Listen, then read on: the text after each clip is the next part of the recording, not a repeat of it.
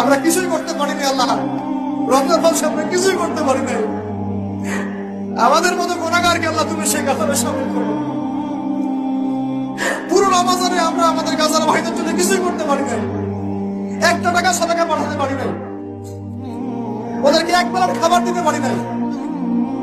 রমাদানে আমরা কোরআনের হক আদায় করতে পারি নাই, খাস করে তওবা করতে পারি নাই, তাহাজ্জুদ ভালো করে পড়তে পারি নাই, তারাবি ঠিক মতো করতে পারি নাই।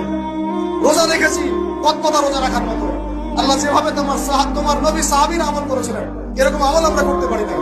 তাও তোমার ক্ষমা, তোমার দয়ায়, তোমার রহমতে আজকে আমাদেরকে ক্ষমা করো এবং এই শিক্ষাগুলো থেকে আমাদেরকে ভবিষ্যতে তৌফিক দান করো, যাতে করে আমরা তোমার রেজামন্দির মতো করে জীবনযাপন করতে পারি, গুনাহমুক্ত জীবনযাপন করতে পারি, ইসলামের জন্য একদম জান মাল সময় উজাড় করে দিনের খেদমত করতে পারি।